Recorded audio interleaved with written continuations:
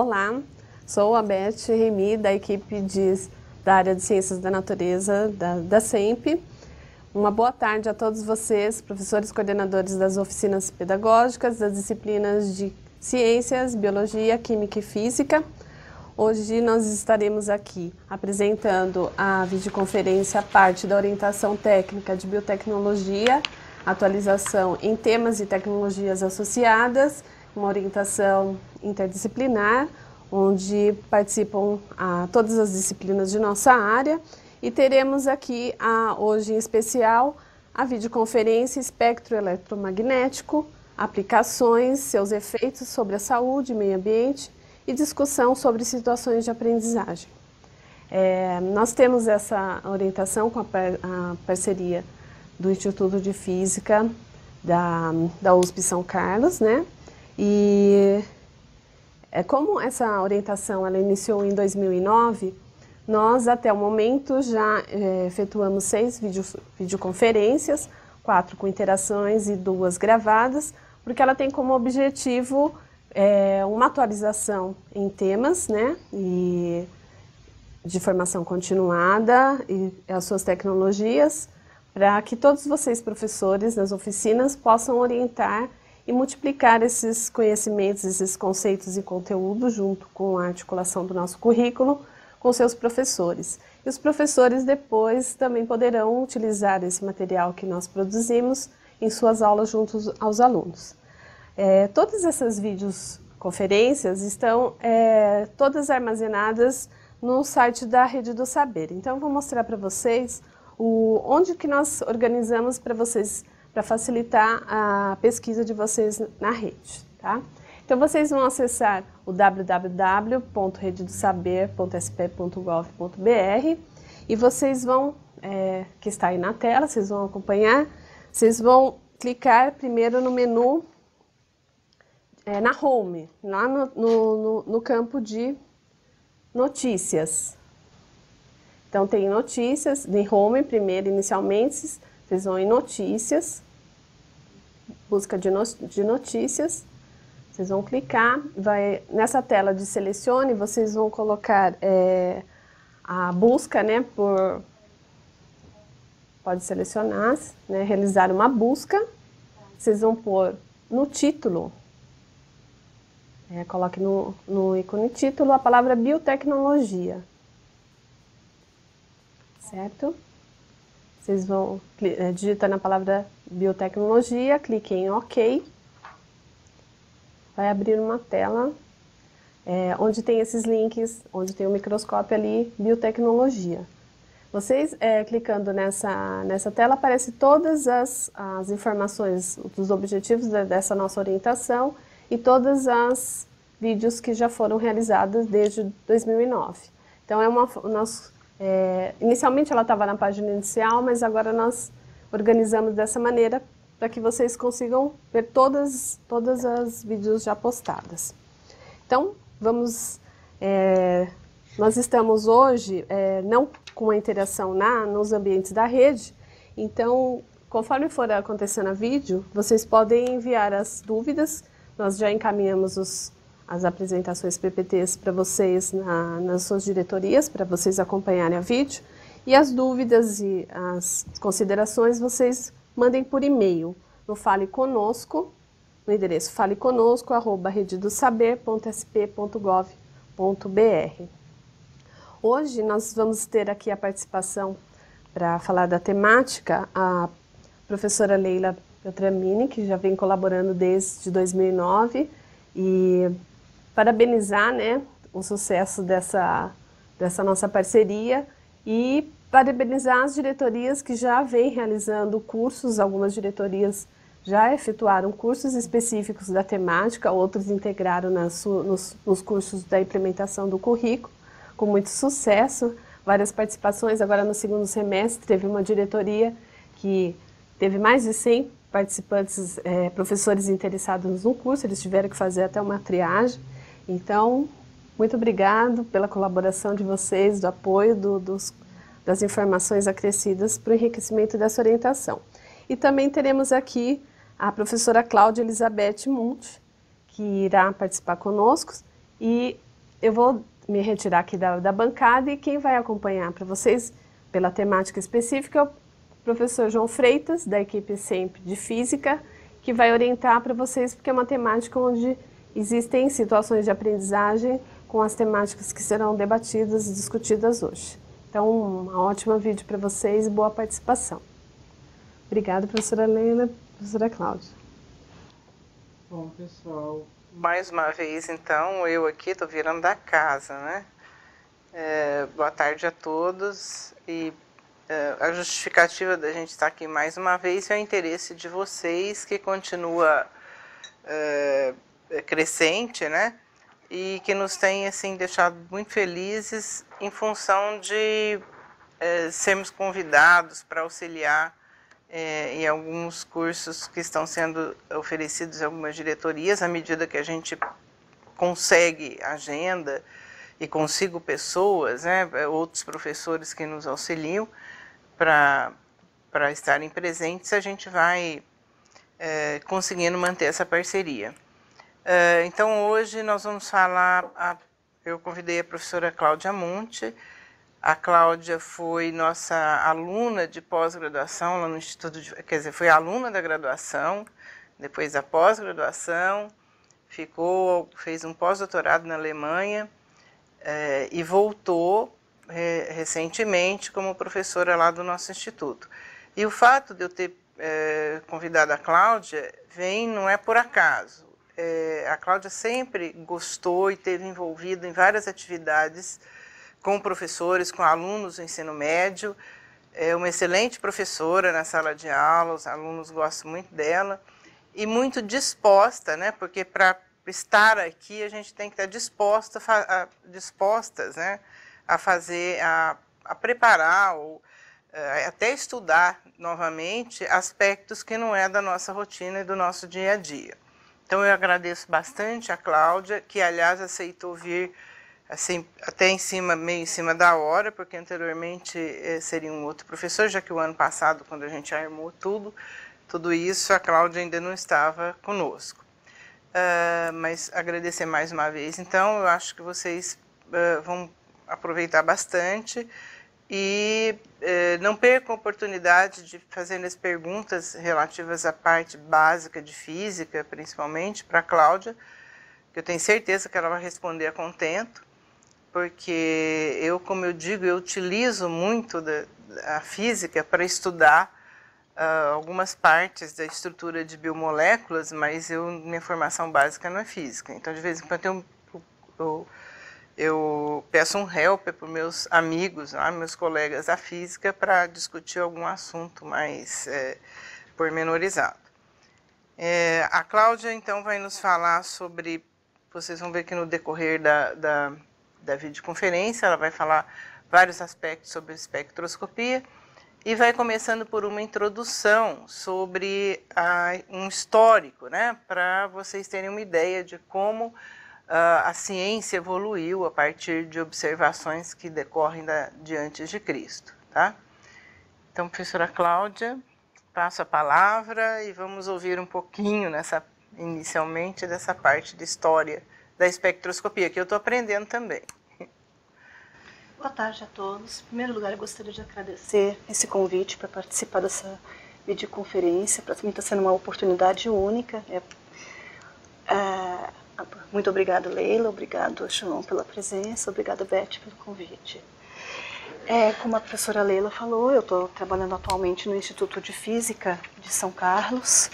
Eu sou integrante do grupo de Biofísica Molecular, com o nome de Sérgio Mascarenhas. Nós participamos, tanto a Leila quanto eu, do Centro de Biotecnologia Molecular e Estrutural e do IMBEC-MED.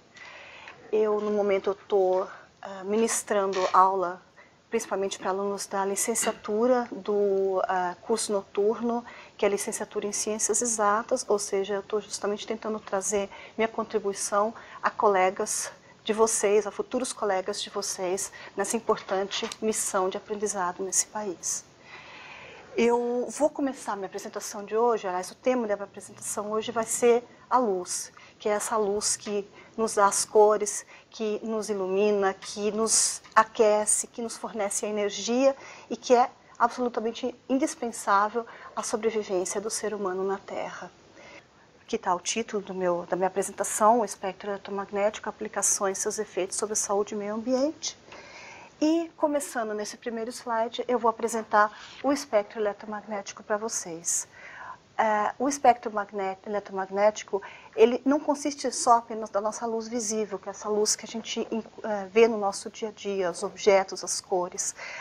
Ao contrário, a luz visível é só uma pequena região desse espectro. Essa região aqui que eu estou mostrando para vocês, que tem um comprimento de onda da ordem de 500 nanômetros. Para vocês terem uma ideia, 500 nanômetros seria aproximadamente o tamanho de protozoários. Para cima dessa região visível, nós vamos começar a ter a região do infravermelho, com tamanhos da dimensão de uma cabeça de um alfinete, micro-ondas, o comprimento de onda do tamanho de abelhas, ondas de rádios, que podem alcançar centenas e milhares de metros, com dimensões de prédios de montanhas. E abaixo do espectro eletromagnético, nós temos a radiação ultravioleta, com comprimentos de onda do tamanho de moléculas, os raios X, correspondentes a tamanhos de átomos, e os raios gamas, correspondentes a tamanhos nucleares. Mas, da onde surge esse espectro? Da onde vem esse nosso conhecimento? E da onde vem, quem que é a fonte, quem é a nossa fonte de luz que gera esse espectro eletromagnético para a gente? E a resposta é o Sol. Nossa grande fonte de luz é o Sol, que tem um centro extremamente quente, alcançando temperaturas da ordem de 16 milhões de graus Celsius, e uma superfície, que seria a fotosfera, com temperaturas na ordem de 5.500 graus Celsius. Esse grande astro Sol, por essa alta temperatura, ele vai emitir radiação como se fosse um corpo negro. Um corpo negro é um corpo extremamente aquecido, capaz de emitir radiação. Nós vamos ter radiação na faixa do raio-x, do ultravioleta, aquela pequena região da luz visível, da infravermelha e da radiação hertziana. A gente sabe hoje em dia a respeito dessa fonte de luz. A gente sabe hoje em dia que a nossa luz consiste não apenas da radiação que a gente vê, que nos dá as cores, mas também de partes invisíveis de radiação. Só que esse era um fato que não era conhecido, nem sempre foi de conhecimento do homem, de que existiam essas outras fontes de radiação.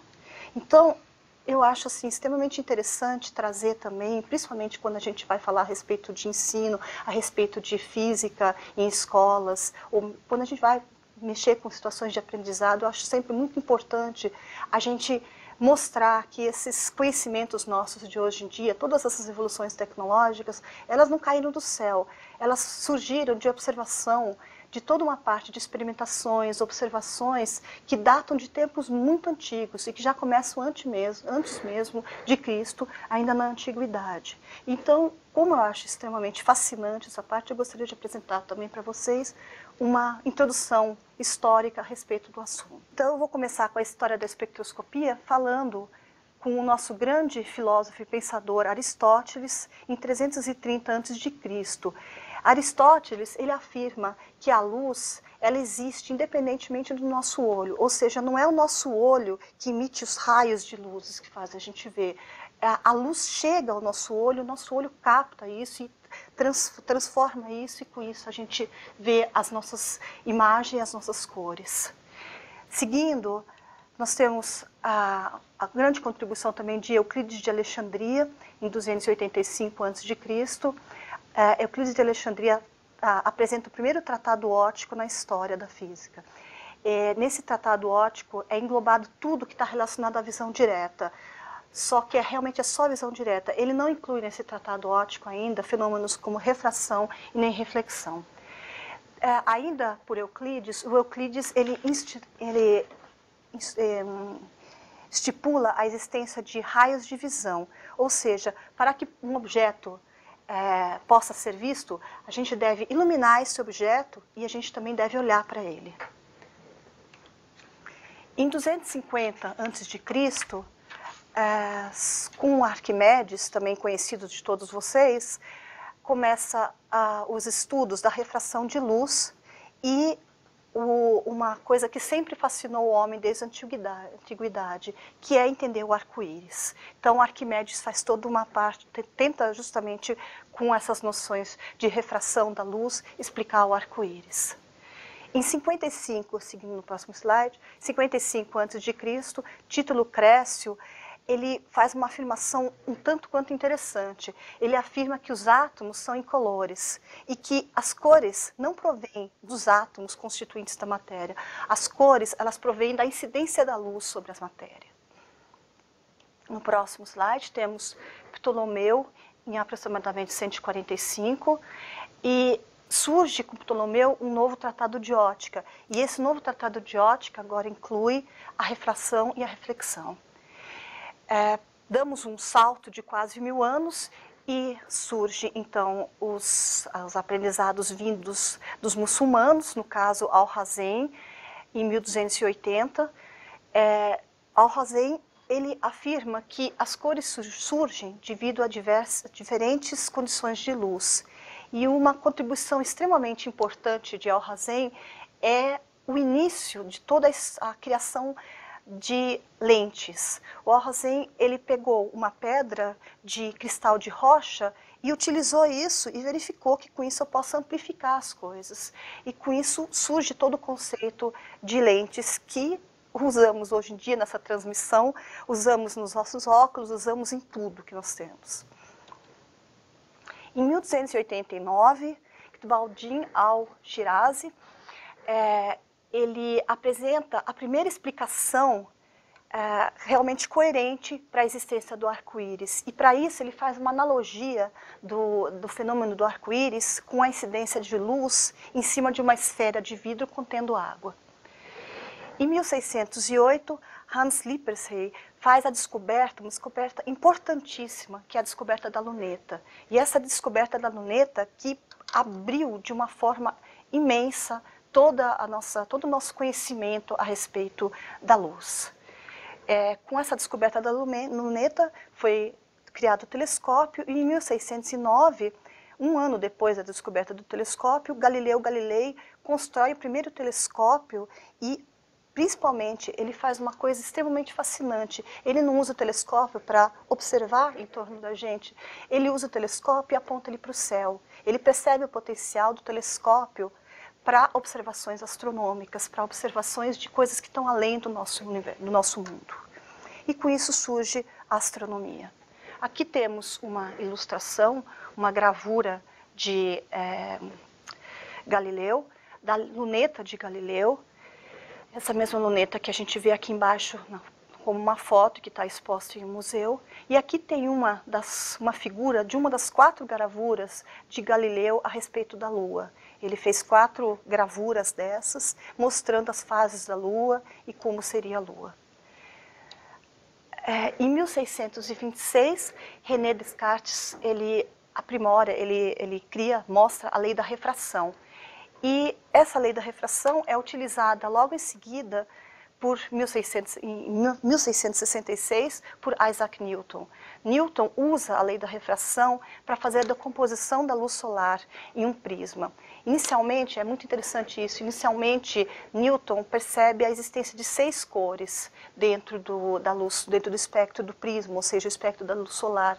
Só que por toda essa época e por toda a influência teológica na época, ele é levado a transformar essas 6 cores, que seriam o vermelho, o amarelo, o laranja, o amarelo, o verde, o azul e o violeta. Ele é levado a separar essas 6 em 7 cores, ou seja, do azul ele faz o azul e o anil, que é a influência teológica da época, o número sagrado, o número perfeito 7. Newton faz um experimento muito interessante, que a gente pode ver no próximo slide, que seria a separação da luz branca nas cores espectrais, como a gente pode ver aqui, por um primeiro prisma.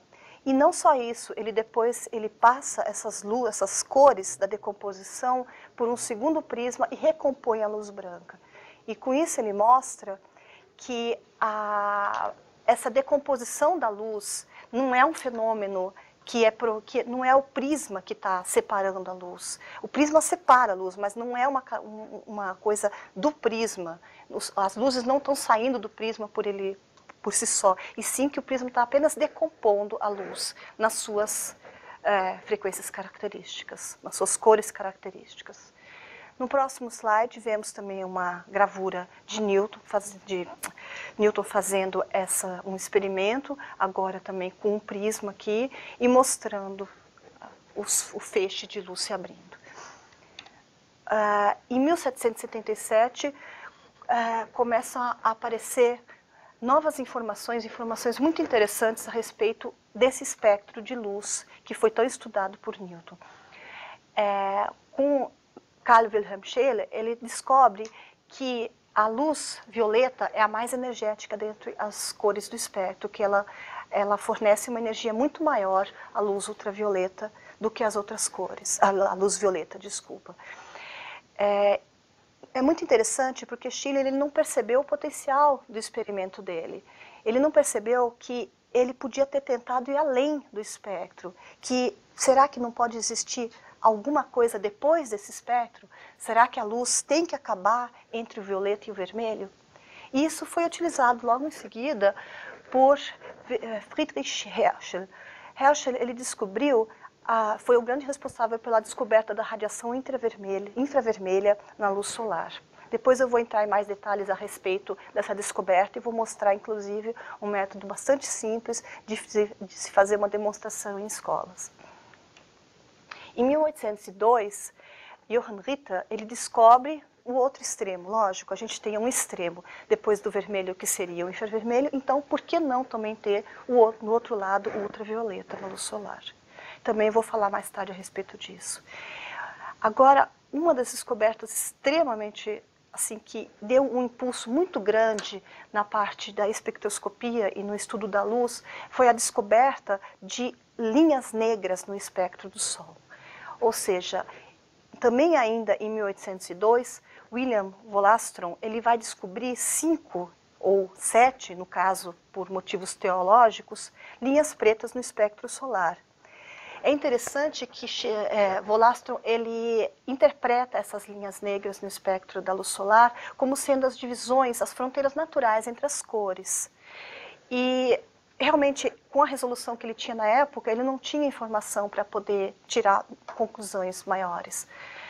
Agora, também nesse ano de 1802, surge uma nova descoberta interessantíssima, uma nova teoria a respeito da luz, que seria a contribuição agora de Thomas Young no fenômeno da interferência. E com o fenômeno da interferência, foi possível calcular os comprimentos de ondas associados a cada luz. A cada cor teria um comprimento de onda próprio. E aqui está esquematizado, nesse próximo slide, uma figura, tá? Uma representação esquemática da luz branca incidindo sobre um prisma e se dividindo nas diversas componentes, a luz violeta com uma frequência maior, com uma energia maior, como já foi descoberto, e a luz vermelha com uma frequência menor e com uma energia mais baixa. E como a gente vai ver mais para frente, energia e frequência estão associados entre si. Continuando com a nossa história da espectroscopia, em 1814, Joseph Fraunhofer vai trazer uma contribuição extremamente importante na história da espectroscopia, que vai ser o desenvolvimento do espectroscópio. E graças a esse desenvolvimento do espectroscópio, pôde surgir toda uma nova ciência que seria a análise espectral. Além disso, Fraunhofer ele percebe uma infinidade, assim, centenas de linhas pretas dentro do espectro solar. Quer dizer, aquelas 5 linhas de Wollaston, que seriam, ou 7, que seriam as divisões naturais das cores, essa teoria cai por terra, porque agora são observadas centenas dessas linhas, 502 ou 507, eu não sei exatamente quantas ele descobriu no espectro solar. E isso só foi possível por quê? Com um aumento de uma resolução experimental e, obviamente, com a criação da luneta ou, no caso, o desenvolvimento do espectroscópio. Em 1848, Fizeau ele também faz uma observação que a gente vai ver mais para frente, a grande contribuição dela na nossa história. Ele afirma, ele percebe que objetos que se afastam em alta velocidade causam os deslocamentos das linhas espectrais para o vermelho, que nada mais é do que o efeito Doppler que a gente conhece, o efeito Doppler sonoro, agora aplicado à luz. O efeito Doppler, que todos vocês já devem ter escutado, ouvido falar, que é o efeito quando uma ambulância se aproxima da gente e que a gente escuta o som em mais alta frequência, mais agudo, ou então quando ela se afasta da gente, que o som fica mais grave ou mais baixo. Prosseguindo, em 1859, ocorre uma associação muito interessante, uma associação entre Robert Bunsen e Gustav Kirchhoff. Bunsen como químico, e essa associação com Kirchhoff sendo físico, que deu assim um enorme impulso na espectroscopia. Inclusive, foi graças à associação desses dois que a espectroscopia em si passou a ser vista como um método científico válido. Dentro da espectroscopia, foi mostrado que cada elemento químico tem o seu próprio espectro e que esse espectro é único desse elemento. É como se fosse uma impressão digital, é como se cada elemento químico tivesse uma impressão digital característica dele. E essa impressão digital, ela se dá na forma do seu espectro, na forma das cores, das linhas que ele emite. Graças a isso, eles descobrem novos elementos, que são o césio e o rubídio. E, além disso, eles descobrem, voltando para o slide, por favor, eles descobrem que os elementos químicos poderiam estar também, que eles poderiam usar essa informação para observar, fazer uma análise dos elementos químicos dentro do espectro solar, ou seja, que utilizando o espectro do Sol, a gente podia fazer uma análise espectral de objetos cósmicos. Aqui a gente tem no próximo slide uma ilustração de um bico de Bunsen, que todos já devem ter visto em um laboratório. Ele tem uma entrada de gás e aqui uma válvula que permite a entrada de ar. Com a válvula fechada, eu não vou ter ar ou não vou ter oxigênio misturando no ar e a chama, ela vai sair a chama de uma vela, uma chama amarelada e com baixa temperatura. Com a válvula semi-aberta, essa chama começa a ficar vermelha, depois ela fica indo para o azul ou roxo, e depois azulado, e alcança nessa condição de uma válvula aberta, que seria essa número 4 aqui, a temperatura vai atingir mais de 1500 graus Celsius. E foi justamente com essa alta temperatura que pôde ser alcançada, que pôde-se começar a fazer experimentos envolvendo elementos para fazer espectroscopia. Continuando na história, nós vemos que em 1864 é criada o eletromagnetismo por James Maxwell.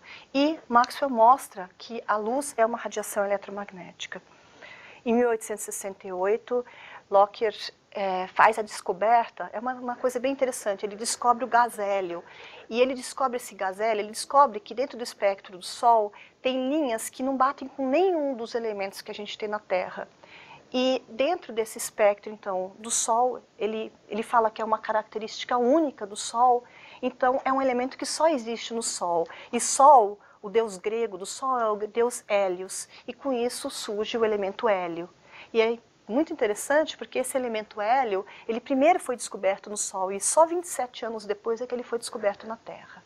Continuando, em 1874, Vogel, ele mostra, através de análise espectroscópica, que existe nas atmosferas de Marte e de Saturno vapor d'água. E isso significa que esses planetas podem ser habitáveis. Se tem vapor d'água, tem água. E se tem água, o planeta é habitável.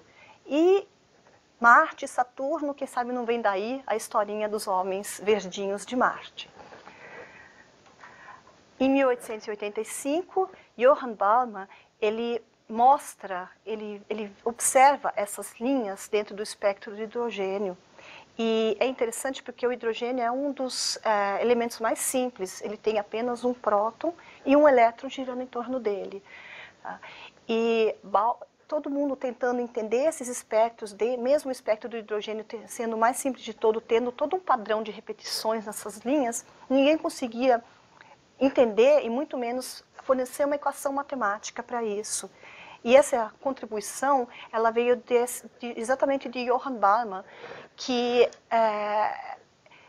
não era físico, ele era um matemático, e não apenas isso, ele era professor de escola secundária, professor de ensino médio, e foi ele que trouxe a equação matemática que explica as linhas do hidrogênio, as linhas, pelo menos, dentro do espectro visível. Em 1924, continuando no slide, nós temos ainda, vocês viram, eu dei um salto enorme entre 1885 e 1924, parece enorme? Não, parece pequeno, mas eu digo enorme no sentido que entre 1885 e 1924 teve uma enorme contribuição em termos de informações, em termos de ciência, em termos de experimentos, em termos de novas teorias. Tanto que vem daí, enfim, no final do século XIX, que surgem as duas novas e grandes teorias, que são a teoria da relatividade e a teoria da mecânica quântica. Então nós temos um salto enorme, um salto pequeno de tempo, mas um salto enorme em termos de novas contribuições à ciência. E eu não vou entrar agora em detalhes a respeito dessas contribuições, muitas delas têm uma infinidade vindos da astronomia, mas eu vou finalizar então essa parte histórica, voltando para o slide, por favor, com a descoberta em 1924 de Edwin Hubble, que comprova, basicamente através da espectroscopia, de que o universo está em expansão. E com isso eu encerro então essa parte histórica e... Então, na realidade, o Hubble foi tão importante que hoje a gente tem aquele telescópio que nos dá informações super importantes sobre o universo até hoje com o nome dele, não é? Certo. Exato. Bom, então a Cláudia nos deu essa visão, né, que eu aprendi também sobre a história da espectroscopia, mas ela deixou bem claro, né, que tudo começa com a observação do universo, quer dizer, nossa fonte de energia, que é o Sol. Que detalhes, né, no decorrer dessa história toda, muitos conhecimentos, né, foram sendo estabelecidos. Então, agora eu gostaria, Cláudia, que você, eu já sei que você preparou isso, mas que você nos falasse com mais detalhes, né, sobre o espectro solar, o que né, nós vamos encontrar nesse espectro como um todo. Então, como eu falei antes, conforme eu fui descrevendo a parte mais histórica, tem certos itens, tem certas descobertas que eu vou detalhar um pouquinho mais agora. E vou começar então, aqui nesse próximo slide, com o espectro solar e com a contribuição de Newton, que fala que a luz branca é uma mistura de diferentes tipos de raios luminosos, que são refratados em ângulos ligeiramente diferentes, cada um produzindo uma cor espectral diferente, como a gente pode ver aqui nessa figura com o prisma decompondo a luz. E depois, logo em seguida, vem essa contribuição de Fraunhofer, que mostra que o espectro solar ele não é um contínuo de cores, e sim ele vai ter centenas de linhas negras sobre essas cores. E aqui nós temos uma ilustração original ainda de Fraunhofer, em que ele fez todo um estudo de categorias de estrelas, de categorias de espectros emitidos por estrelas. E com isso surge aquela ideia, será que o espectro de cada estrela não poderia fornecer informações a respeito da informação química desse planeta, dessa estrela, dessa estrela? Ou seja, será que a gente não poderia usar os espectros dos elementos cósmicos para ter como uma impressão digital, para fornecer informações daquilo que a gente nunca vai poder pegar e daquilo que a gente nunca vai poder ir lá para ver? E esse espectro luminoso, um exemplo bem claro disso, um exemplo bem claro de como isso ainda é moderno nos tempos de hoje, é essa descoberta em janeiro de 2010, que eu vou mostrar no próximo slide, que é o espectro luminoso e a composição química da atmosfera de uma gigante exoplaneta que gira em torno de uma estrela normal comparável ao Sol. E aqui a gente pode ver esse espectro que foi adquirido agora ainda esse ano. Uma das descobertas extremamente interessantes que eu falei para vocês, de que a luz não é só aquele visível, tudo aquilo só que a gente vê. A gente também tem radiação além, tanto para o infravermelho quanto para o ultravioleta. E aqui a gente pode ver nesse slide a descoberta do infravermelho por Herschel. E ele mostra, então, a base do experimento dele foi extremamente simples, e a gente pode ver aqui nesse modelo criado que qualquer professor pode fazer numa escola secundária, que para isso ele precisa o quê? Ele precisa de uma caixa, ele precisa de um prisma, ele precisa de um termômetro e um bom dia de sol. Tá? E o que acontece? A gente colocando esse termômetro dentro dessa caixa, a gente vai observar que, colocando o termômetro em cima dessa radiação visível, ele vai apresentar uma temperatura. Colocando ele fora da região visível, ele vai apresentar uma temperatura um pouquinho mais elevada, se for aqui na região acima do vermelho. E se a gente colocar agora esse termômetro fora de qualquer uma dessas regiões, a temperatura também vai ser mais baixa. Aqui nessa gravura mostrando o experimento original, em que o raio de luz passando pelo prisma está se decompondo nas cores. Aqui a gente tem o termômetro, depois da radiação vermelha, e os outros termômetros como sendo controle para mostrar que esse termômetro vai causar uma temperatura maior da sala, do que o resto da sala. Da mesma forma como ocorreu a descoberta do infravermelho, vai ter a descoberta do ultravioleta. Ela é um pouco mais difícil de ser realizada em escola, mas ela também é factível. Aqui nesse slide nós temos a descoberta por Ritter, então, da região espectral abaixo da cor violeta.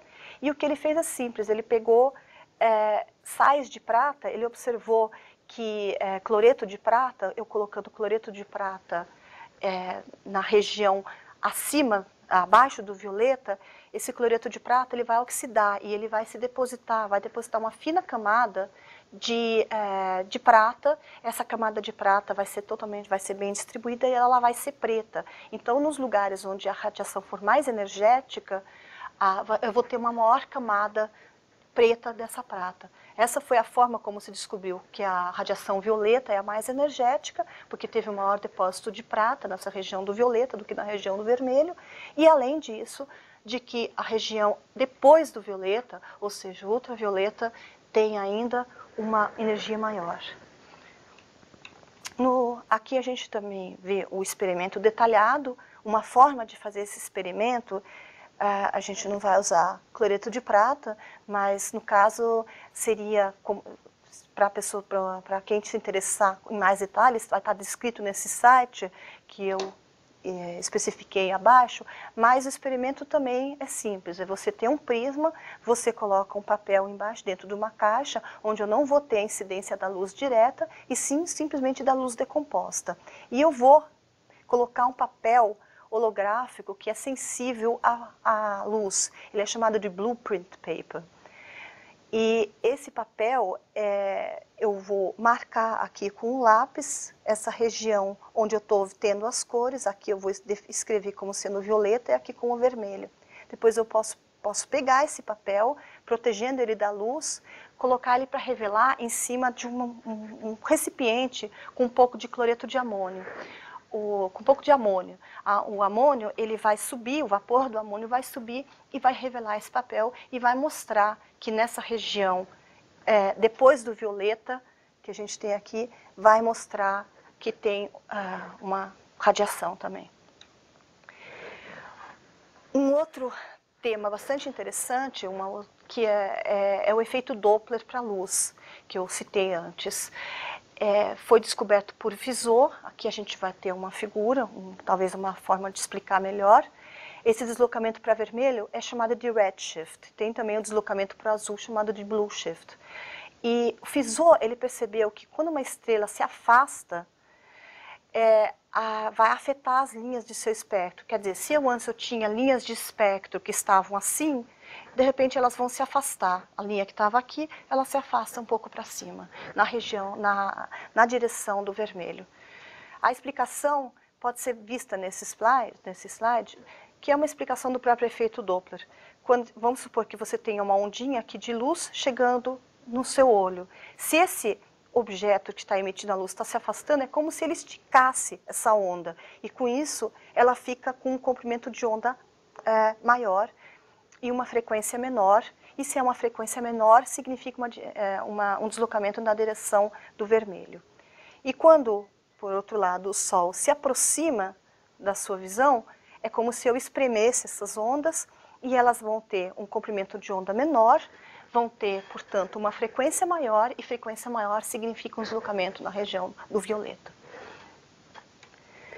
E aqui, posso mostrar no próximo slide, a gente pode ver um espectro normal e o espectro de um objeto semelhante, só que agora se afastando. E a gente vê esse deslocamento de todas as linhas na direção do vermelho, ou seja, a gente vê o redshift. E, em última instância, é isso que é provado, é isso que é usado para provar que o universo está em expansão.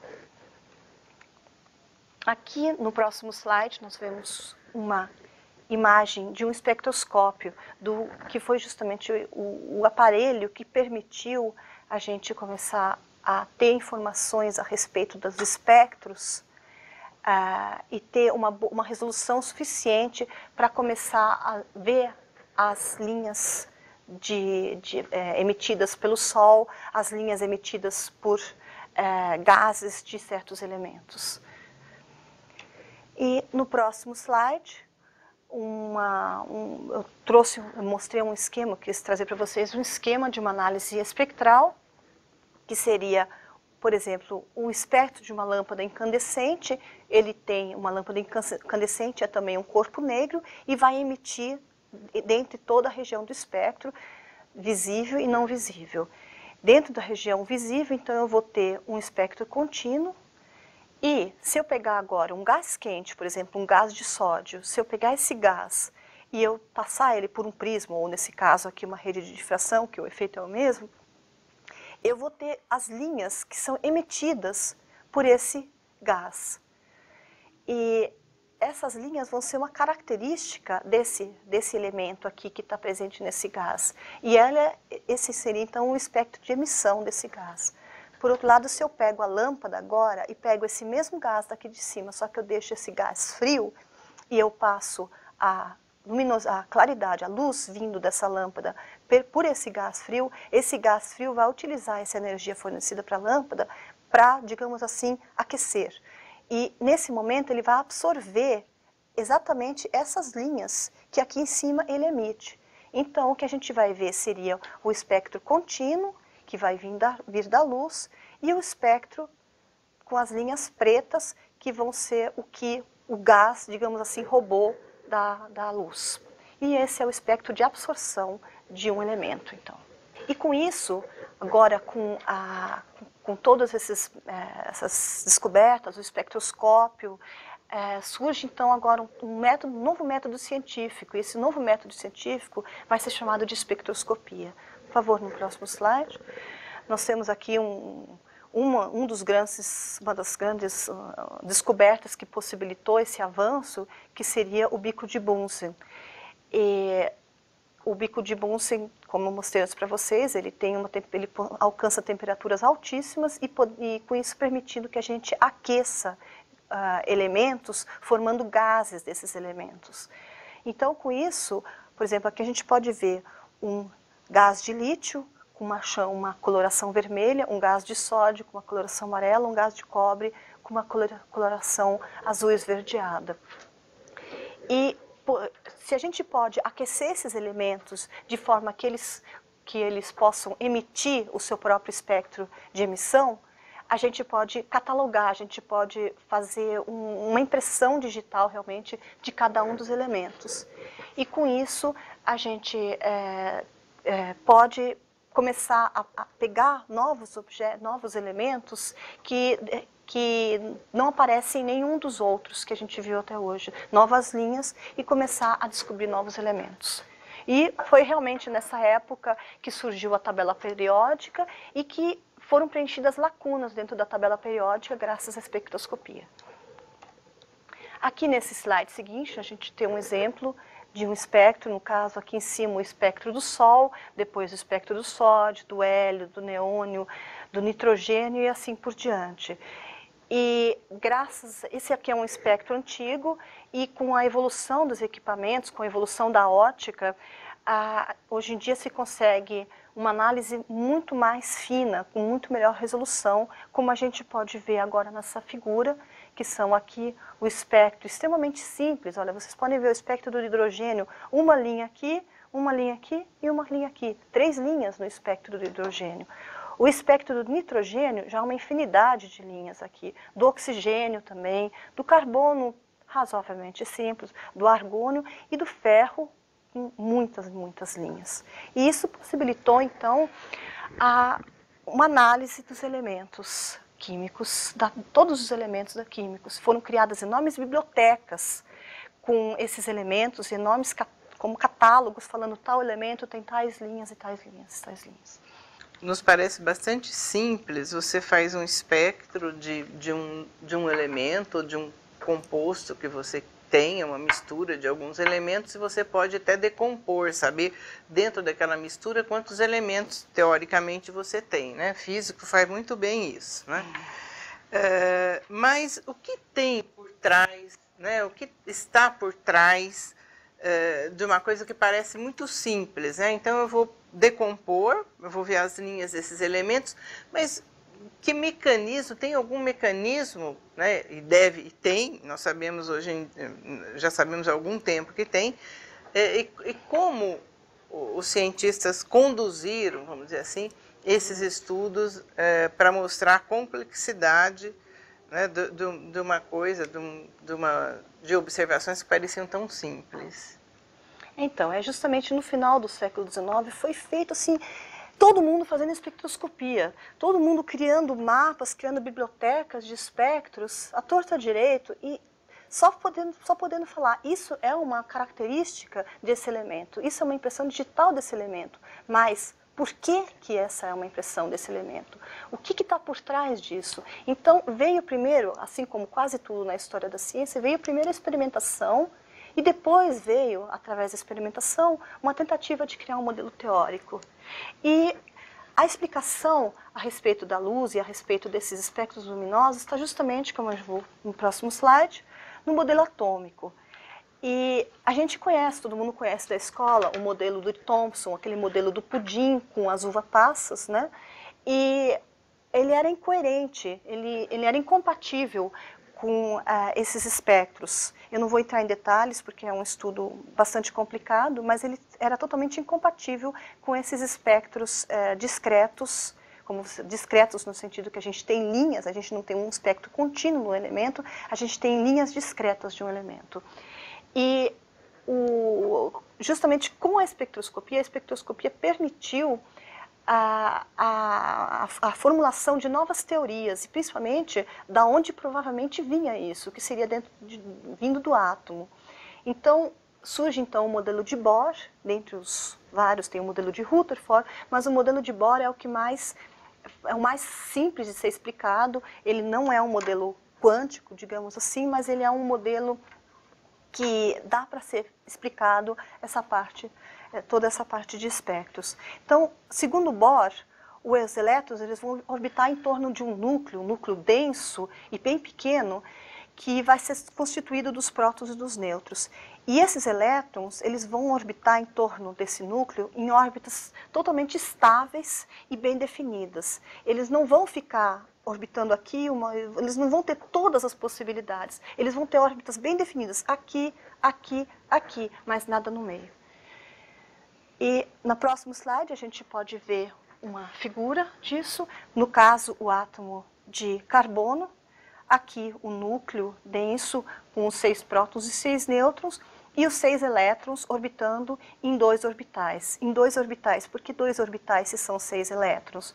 Porque a gente mostra pela mecânica quântica que o que define esses níveis de energia são aqueles números que a gente aprendeu na escola, 1s2, 2s2, 2p6. Então, esses aqui seriam o 1s2, aqui o 2s2 e o 2p2, por exemplo. Mas tanto o P e o S estão no orbital 2, então eles têm a mesma energia.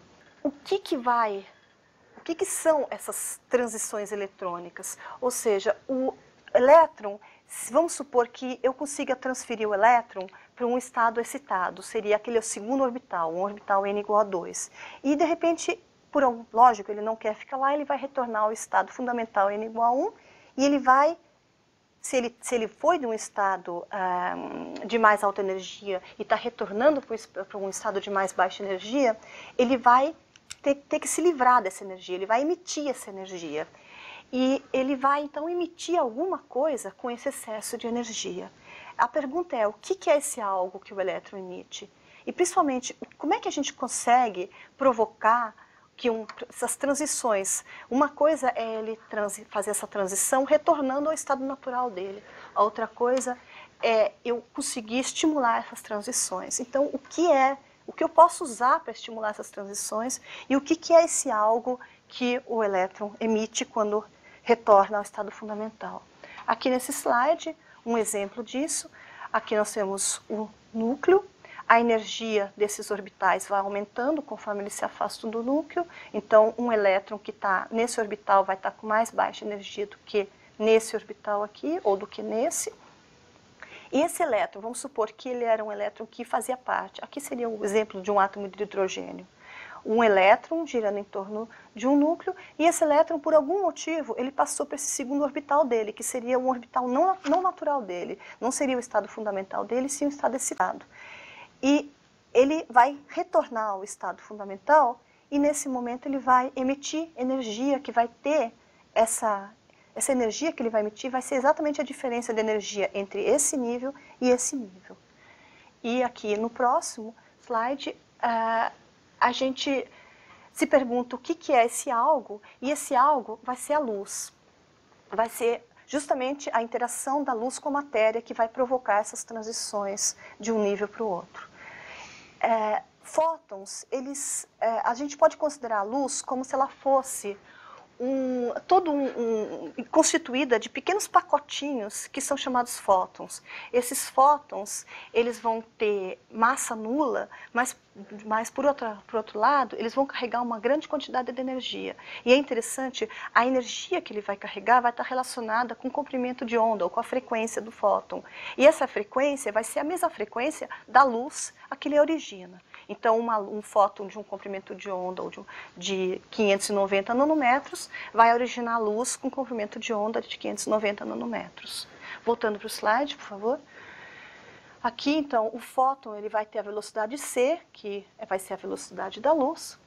Ele vai ter a frequência associada a ele, uma frequência μ, um comprimento de onda lambda e uma energia E. Essa frequência, esse comprimento de onda, eles se relacionam de uma forma bem simples. A frequência vezes o comprimento de onda é igual à constante universal, que é o c, ou a velocidade da luz. Ou seja, eu vou ter uma grande variedade de possibilidades para fazer isso aqui. Eu posso ter uma frequência mais alta, um lambda mais baixo, ou seja, eu tenho infinitas possibilidades de combinações μ e lambda. E com isso, então, eu vou ter muitas possibilidades de fótons com energias diferentes, e essa energia ela vai ser dada justamente por uma constante multiplicando a frequência, ou seja, a energia do fóton vai ser proporcional à frequência dele. E essa constante de proporcionalidade, que aqui eu mostro como sendo H, é a constante de Planck. É uma constante infinitamente, muito pequena, e isso faz com que a energia, então, do fóton, apesar do fóton ter frequências altas, ele vai ter uma energia pequena. No próximo slide, então, com isso a gente já pode associar ao fóton uma energia que vai ser dada justamente pelo comprimento, pela frequência ou pelo comprimento de onda do fóton. Então, um fóton, aquele pacotinho de energia, ele vai ter uma energia totalmente definida que vai estar definida pelo seu comprimento de onda ou pela sua frequência. E se esse fóton, no momento em que ele incidir sobre o elétron, ele tiver exatamente esse comprimento de onda ou essa frequência, de forma que ele tenha exatamente essa energia, Se a energia com que o fóton, que ele vai poder transferir para esse elétron, for exatamente a energia que o elétron precisa para passar de um nível fundamental para o nível excitado, vai ocorrer essa transição. Tá? Não pode ser mais, não pode ser menos. Não tem sobra de energia, não tem falta de energia. Tem que ser aquele tanto de energia. E da mesma forma que o átomo, que o elétron, na hora que ele passou do estado fundamental para o estado excitado, por exemplo, por ação de um fóton, ele não vai querer ficar nesse estado excitado. Então ele vai retornar ao estado fundamental dele e vai emitir luz de novo com uma frequência dada pela essa diferença de energia entre esses níveis de energia. Aqui no próximo slide a gente pode ver bem um exemplo. Aqui o elétron no estado fundamental, numa órbita do estado fundamental, o fóton incidindo sobre ele. Volto a falar para vocês, esse fóton vai ter que ter a energia, nem mais nem menos, suficiente para promover essa transição desse estado fundamental para o estado excitado. E depois, eu retirando essa fonte de perturbação, que foi a luz que provocou essa transição, ele vai falar assim, não, eu não quero ficar nesse estado, esse estado não é um estado normal, e vai retornar para o estado fundamental e vai eliminar um fóton, e esse fóton vai ter o mesmo comprimento de onda, a mesma frequência desse fóton que levou a essa transição. Aqui a gente vê, no próximo slide, um exemplo do átomo de hidrogênio. O átomo de hidrogênio ele é muito utilizado na parte da física. Ele é o primeiro átomo que foi feito toda a parte de mecânica quântica, que foram feitas foi montada toda a teoria quântica, porque ele é um átomo extremamente simples. Ele só tem uma carga positiva no centro e uma carga negativa girando em torno dele. Então, é muito fácil criar modelos para o átomo de hidrogênio. Como a gente pode ver aqui nessa figura, eu tenho aqui, por exemplo, o núcleo, aqui a órbita mais interna, que seria o estado fundamental, aqui o primeiro estado excitado, depois o segundo, o terceiro e o quarto.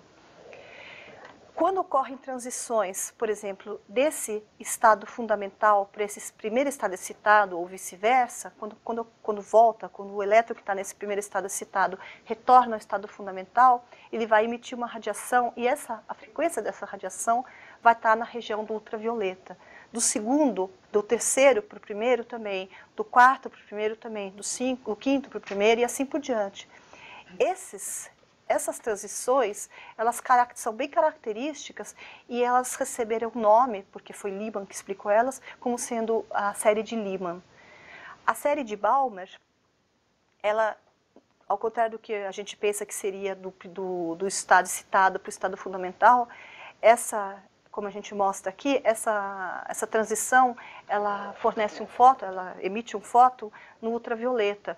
Então, não é visível. O que foi o primeiro átomo, as primeiras linhas do espectro do átomo de hidrogênio que foram observadas foram as linhas da série de Balmer. E foi o que eu falei para vocês antes, que foi Balmer que encontrou essas linhas de transições e que achou uma relação numérica, puramente matemática, entre as linhas emitidas dentro da região do visível do átomo de hidrogênio. Voltando para o slide. Então, a gente vê que a linha H-alfa, ou seja, a linha vermelha do espectro do átomo de hidrogênio, vai ser uma transição do terceiro estado para o segundo. A linha verde vai ser do quarto para o segundo. A linha azul do quinto para o segundo. E aqui a gente mostra uma forma de diagrama de níveis de energia. Aqui a energia crescente, aqui o estado fundamental, primeiro estado excitado, segundo estado excitado, e aqui estão as transições dentro da região do espectro do visível, que foram as primeiras observadas.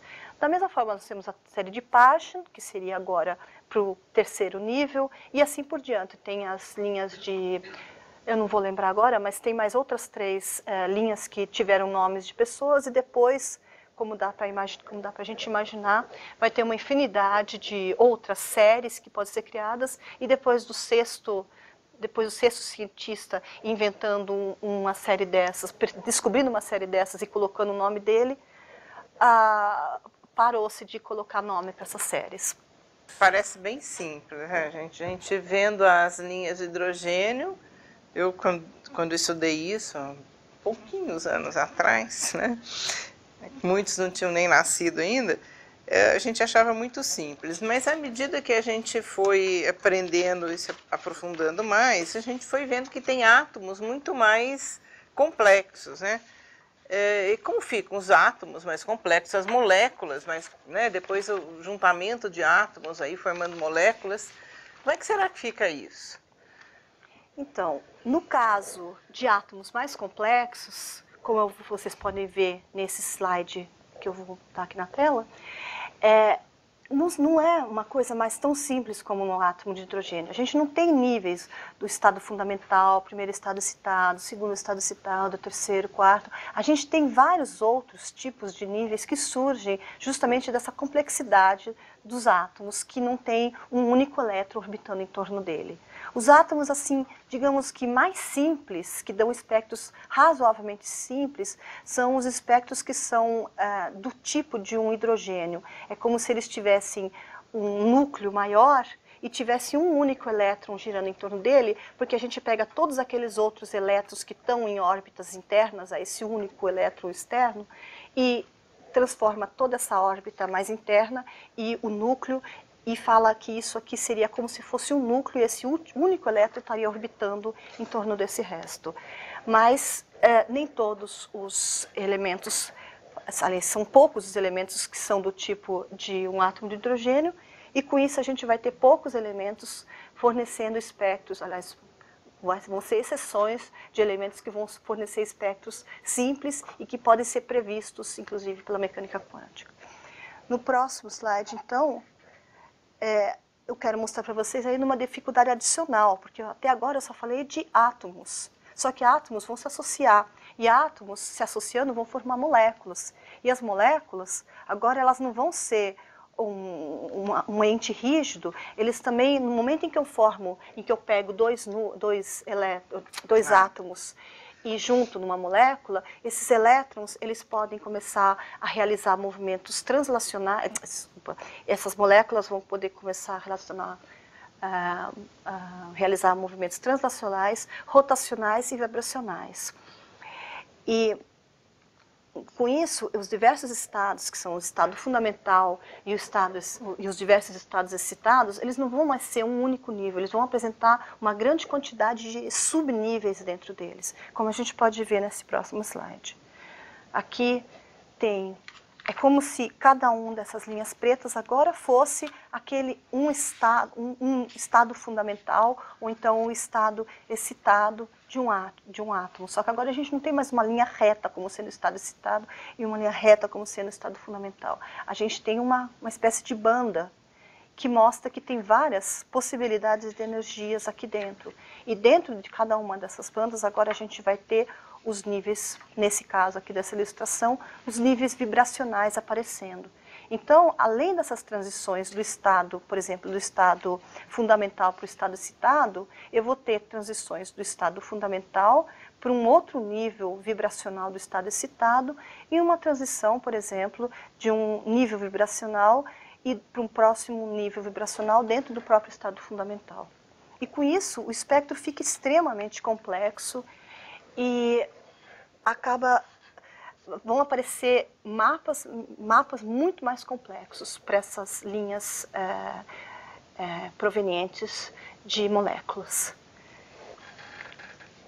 A gente pode observar, então, nesse próximo slide, a gente vai poder observar, então, aqui tem um esquema dessas transições que são possíveis e relacionadas com as regiões espectrais. Por exemplo, a gente tem as transições eletrônicas atômicas que vão ocorrer com energias dessa ordem aqui, de 10 a menos 7, 10 a menos 5 nanojoules. E, óbvio, se a gente quer estimular uma transição eletrônica, como eu falei para vocês antes, a fonte de energia tem que ser um fóton que tem o mesmo comprimento de onda, ou a mesma frequência dessa diferença de níveis de energias. Os raios X, então, vão ser capazes de promover transições eletrônicas atômicas. Aqui, Também os raios ultravioletas promovem também transições eletrônicas atômicas. A região visível é capaz de promover transições eletrônicas moleculares. A região do infravermelho provoca, basicamente, transições vibracionais. A região das microondas vai promover, basicamente, transições rotacionais.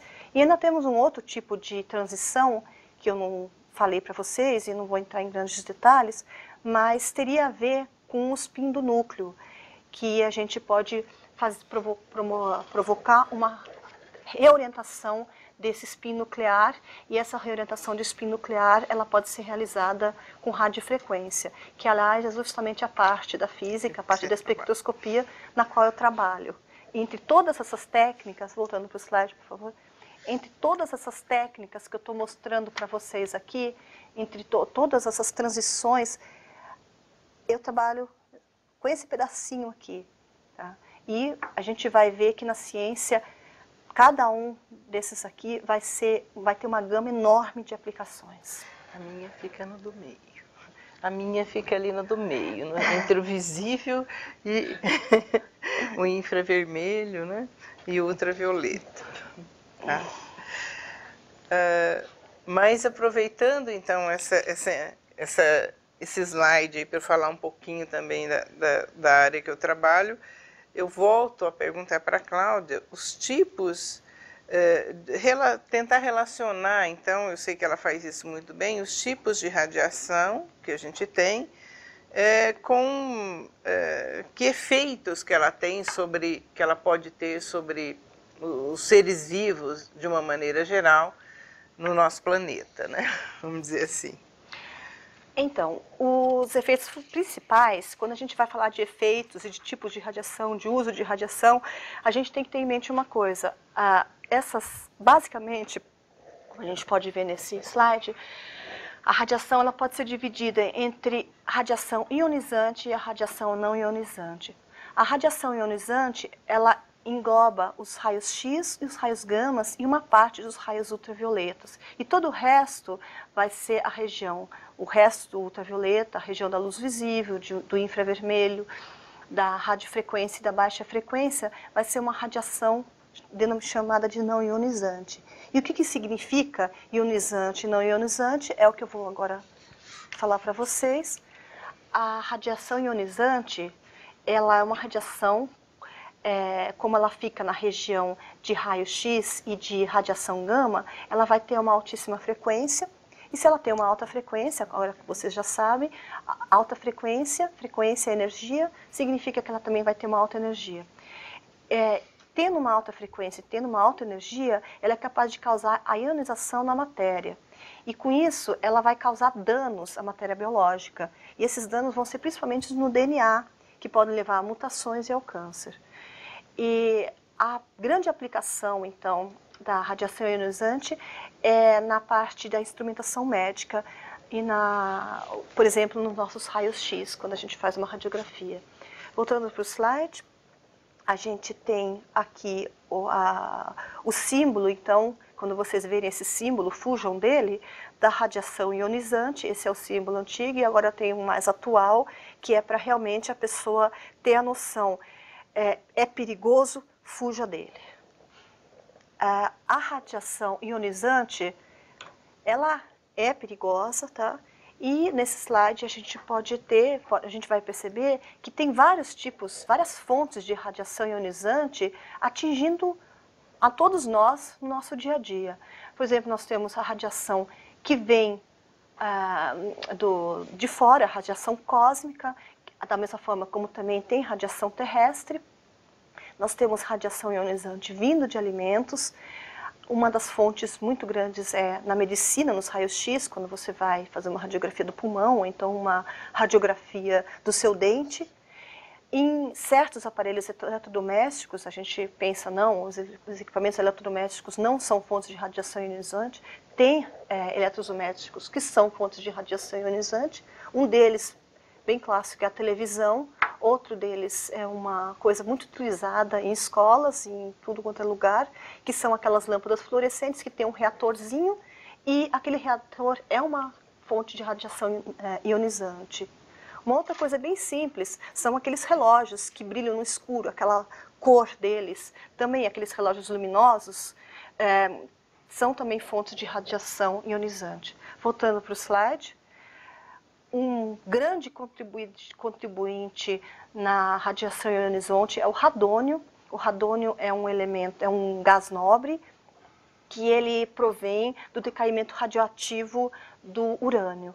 E, além disso, tem várias outras fontes de radiação ionizante. Por exemplo, toda vez que você vai viajar e passa num aeroporto no controle, lá você está se sujeitando à radiação ionizante.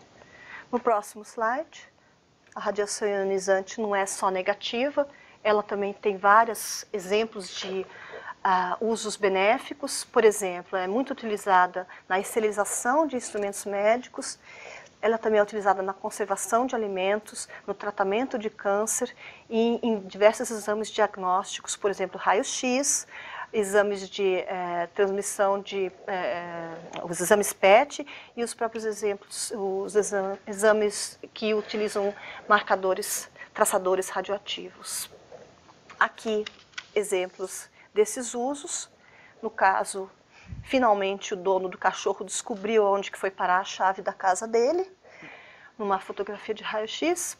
E aqui um exemplo muito utilizado hoje em dia na parte de alimentos, que é você irradiando frutas, por exemplo, você retarda o amadurecimento dela e com isso ela fica muito mais tempo podendo ser estocada ou podendo ser transportada. Aqui no caso, um mamão, papaya, como controle, e o irmãozinho gêmeo dele sendo irradiado ainda está verde. Mesmo caso a banana aqui, a banana irradiada ainda está verde. Partindo agora para a radiação, digamos assim, não perigosa, que seria a radiação não ionizante, no slide aqui, o símbolo dele, então, é um pouco mais brando, não tem um símbolo em vermelho do tipo Corra. É uma radiação de mais baixa frequência e, portanto, de mais baixa energia, e o que faz com que ela não seja, digamos assim, perigosa? Ela não é capaz de causar ionização na matéria. A radiação ionizante é encontrada em praticamente todas as nossas aplicações na área de telecomunicações.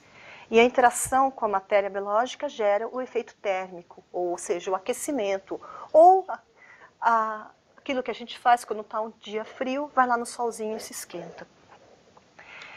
Fontes de radiação ionizante podem ser, por exemplo, as fontes naturais, como o próprio sol, ou então uma tempestade, e as fontes humanas, digamos assim, que seria, nesse exemplo aqui, nessa figura do slide, os próprios postes de energia elétrica, ou postes de alta tensão, ou de transmissores de celulares, ou de televisão e de rádio. Alguns exemplos, então, de usos benéficos, a gente pode ver nesse slide, que são principalmente na telecomunicação, que são os celulares, rádios, TV, os eletrodomésticos, o nosso forno de micro-ondas. O que ele é? Ele é um forno que emite na região de micro-ondas, e com isso ele aquece os alimentos. Aquece como? Acho que isso já deve ser de conhecimento de todo mundo, mas de uma grande parte, mas o forno de micro-ondas não é que ele aquece o alimento porque ele lá dentro fica quente, e sim ele emite luz na frequência de micro-ondas, e essa luz na frequência de micro-ondas é, como eu falei para vocês, dependendo da frequência da luz ou da energia da luz, eu posso provocar certos efeitos na matéria. No caso da luz no comprimento de ondas, na faixa de micro-ondas, ela vai provocar a vibração da molécula de água, da H2O. Então ela vai começar a vibrar, e tudo que vibra esquenta. Então, o que o forno de micro-ondas faz nada mais é do que aquecer, ou seja, fazer vibrar as moléculas de água dentro dos nossos alimentos, e com isso o alimento vai se aquecer. E é por isso que não adianta a gente pôr pãozinho para esquentar no micro-ondas, e menos ainda não usar o forno de micro-ondas, por exemplo, para secar o pelo do gato, como já foi feito bem no começo na introdução dos micro-ondas. Nos Estados Unidos aconteceu esse caso, uma pessoa colocou o gatinho que ela tinha lavado dentro do micro-ondas para secar, e deu O gatinho não sobreviveu. E desde então parece que uma das normas é colocar dentro das instruções dos micro-ondas, pelo menos nos Estados Unidos, não coloque animais dentro do micro-ondas.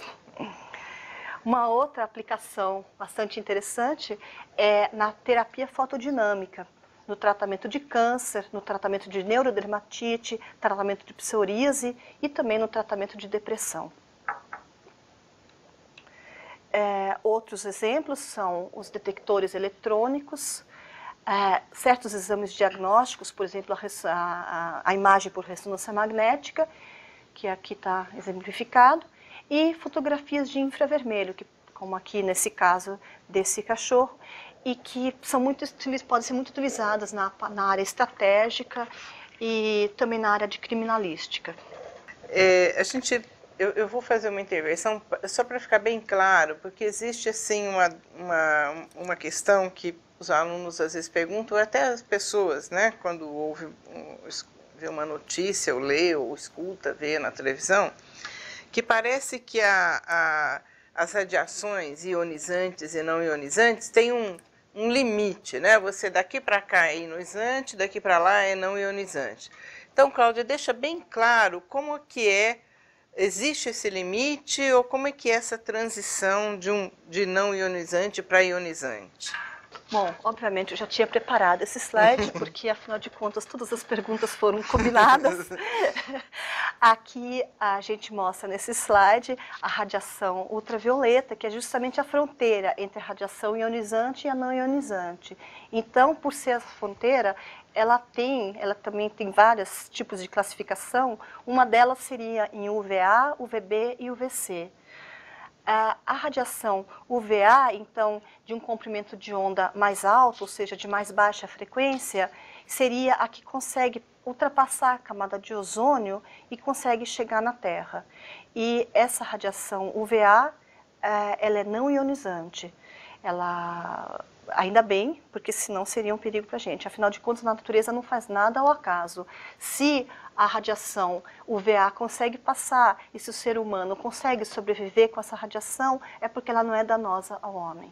Voltando para o slide, a UVB, ela é, em grande parte, filtrada pela camada de ozônio, mas ela não é totalmente filtrada pela camada de ozônio, e isso é muito importante, porque nós, apesar dela ser já uma radiação ionizante, começa no limite da radiação ionizante, ela tem uma grande importância para a gente.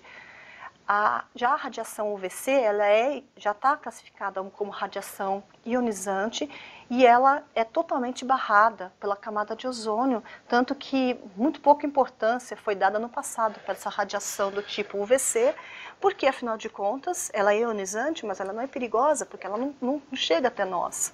Só que agora está começando a ter mais discussão a respeito da radiação UVC. Por quê? Porque o homem está destruindo a camada de ozônio. E com isso está começando a chegar mais radiação UVC na Terra, mais essa radiação ionizante está chegando até a gente. No próximo slide eu mostro um exemplo de aplicação dessa radiação ultravioleta, que seria o UVA, UVB e UVC. Por exemplo, envolvidos no fotoenvelhecimento. Os raios UVA e UVB, eles percorrem, vou falar agora só do UVA e do UVB, e vou esquecer o UVC, porque vamos partir do princípio que ele não passa pela camada de ozônio. Então, a radiação ultravioleta, UVA e UVB, vai percorrer poucos centímetros das camadas cutâneas, eles vão ser bem rapidamente absorvidos, vão ser logo absorvidos, só que a incidência prolongada, a radiação UVA e UVB, vai causar um aumento de número de melanócitos e com isso vai levar ao aparecimento de manchas na pele. E já aqui, como a gente pode ver nessa figura, então, o UVA e o UVB não penetrando muito. Já o infravermelho tem um poder de penetração muito maior na pele, ele chega muito mais profundo dentro da gente. Só que ele resulta apenas em aquecimento corpóreo, ainda bem. Um dos grandes dilemas em termos das radiações não ionizantes eu esqueci de falar para vocês, eu falei antes que a UVB ela chega até nós em baixa escala e que ela não é danosa, ela pode pode causar o fotoenvelhecimento, mas que a gente não pode abrir mão totalmente dela, porque é através da radiação UVB que é ela que vai estimular a produção de vitamina D dentro do nosso corpo. Então, se a pessoa foge totalmente do sol, falando que não quer radiação porque é perigosa, ela vai ter um problema na síntese de vitamina D. Um dos grandes dilemas modernos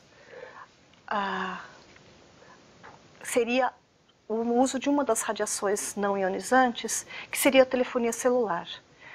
O telefone celular tem inúmeros estudos realizados a respeito do telefone celular. O que a gente sabe a respeito do telefone celular, como a gente pode ver aqui nesse slide, é que ele causa uma região de aquecimento, realmente, em torno da região onde você está com ele perto da cabeça. Então, já foi demonstrado clinicamente que ele realmente causa um aquecimento nessa região. Agora, se esse aquecimento é danoso ou não se sabe. Agora, o que também foi feito, já sabendo a respeito disso, é que telefones celulares vão ter, então, uma limitação na potência que eles podem ter, justamente para não exagerar nesse aquecimento. Agora, por outro lado, a gente não sabe. A gente sabe que, pelo jeito, foi demonstrado que esse calor não vai fazer dano, não vai causar danos à saúde. Agora, tem outro fator também que vem de telefones celulares, que é essa enorme quantidade de campos eletromagnéticos que estão interferindo com a gente. E vindo das antenas, vindo por a gente quando está dentro de um carro e que tem que potencializar esse efeito para conseguir penetrar dentro desse nosso carro, pessoas, 10, 15 pessoas telefonando dentro de um ônibus, e tem toda uma preocupação em termos de telefonia celular. Tanto que, como a Leila falou, eu morei um tempo na Alemanha. Na Alemanha, a gente entra num ônibus, tem um cartaz falando não use telefone celular dentro do ônibus. E os motoristas realmente não querem, porque eles falam, a gente não sabe qual que é o dano que pode vir dessa radiação eletromagnética constante que a gente está se submetendo. Agora, definitivamente, não tem nenhum estudo clínico mostrando que o telefone celular faz mal. Isso a gente pode tranquilizar a gente, mas a gente não deve ficar muito tranquilo, porque afinal de contas esses estudos clínicos não passaram de 10 anos, então a gente não sabe o que pode acontecer em 20, 30 anos de exposição dessa telefonia celular. E mais ainda, a gente tem que olhar para todos esses estudos com uma certa desconfiança, digamos assim, porque quem em geral financia estudos científicos, a grande parte de financiamento, principalmente no exterior, vem da indústria. E a gente se pergunta, a indústria tem interesse, principalmente a indústria da telefonia, que é uma indústria enorme, em que tem muito dinheiro no meio, essa indústria tem interesse financeiro em mostrar que o telefone celular pode causar algum dano? Então a gente tem que, é um tema extremamente controverso e que tem muita discussão, muita coisa, mas ainda vai surgir muito mais coisa ainda.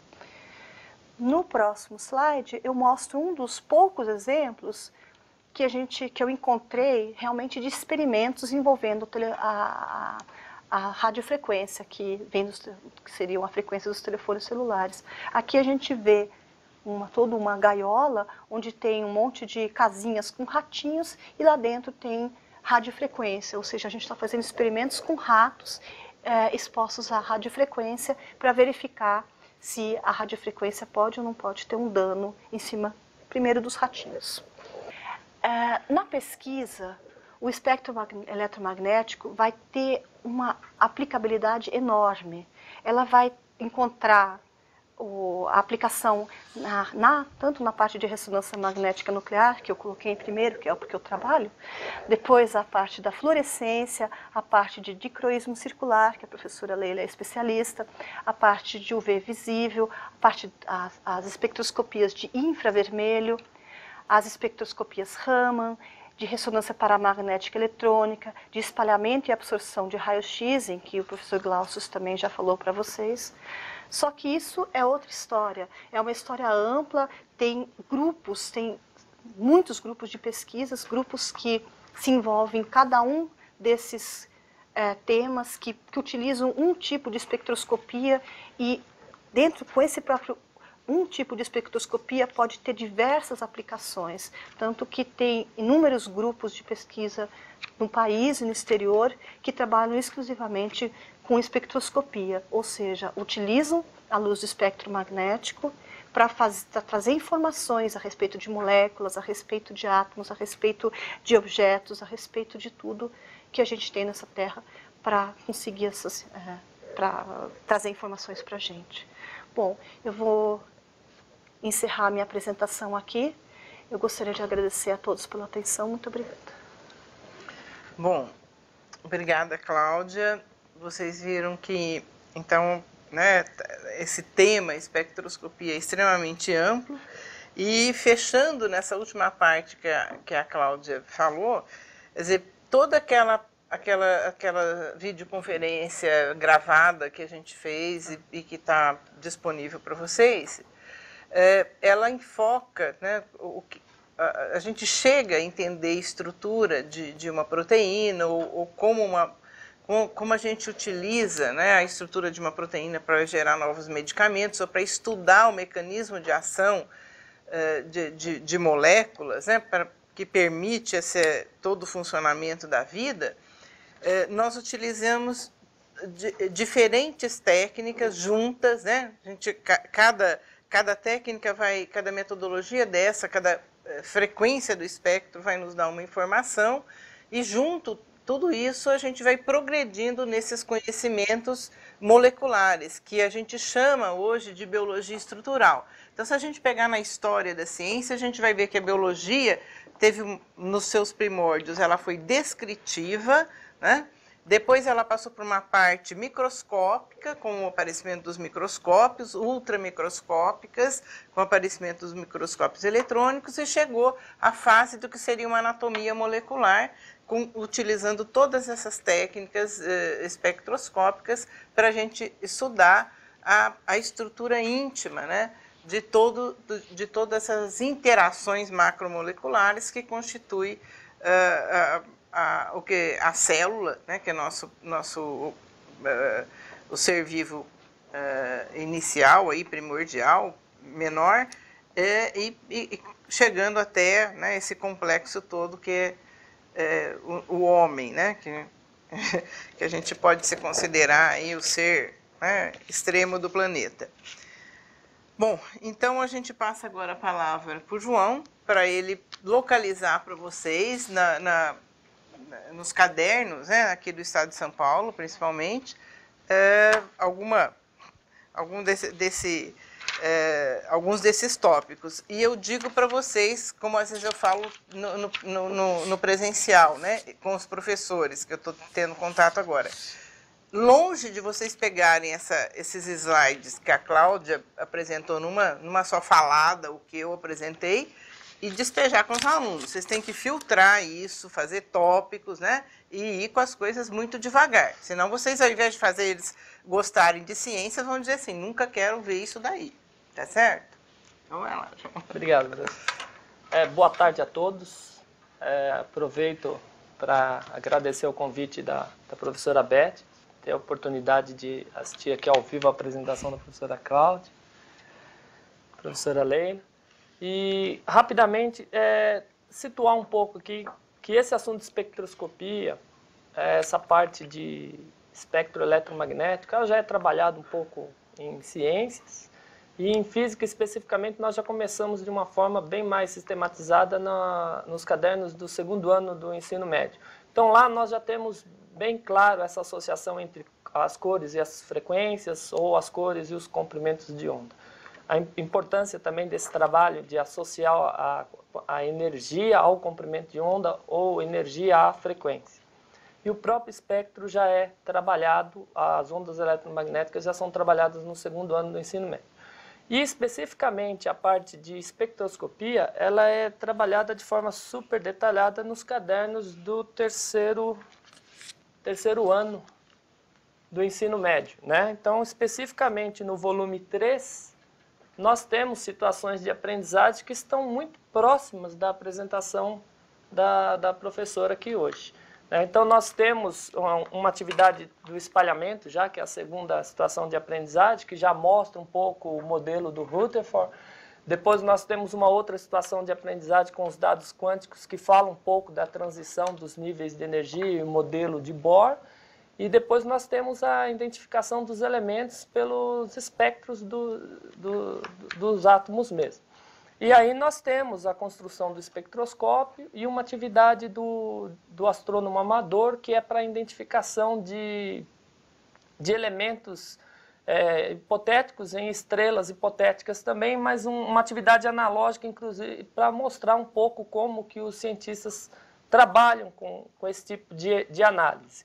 Então lá nós temos toda a discussão sobre espectro de absorção, espectro de emissão, transição dos níveis de energia.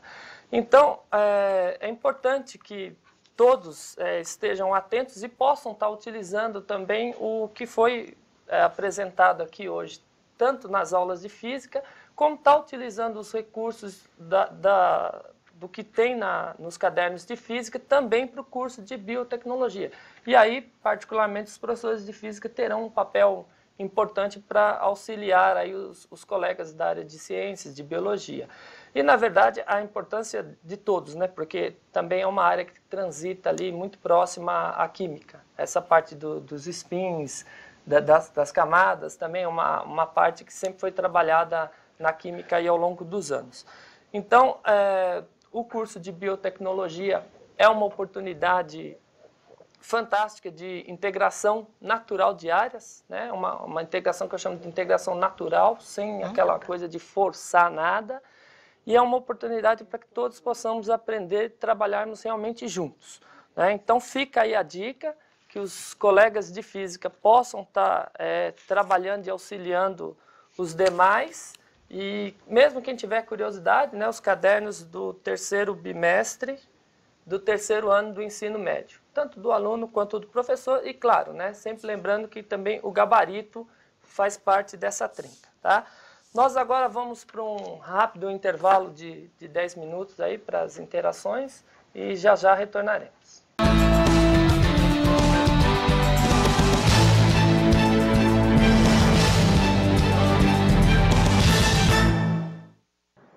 Bem, estamos de volta agora com algumas questões.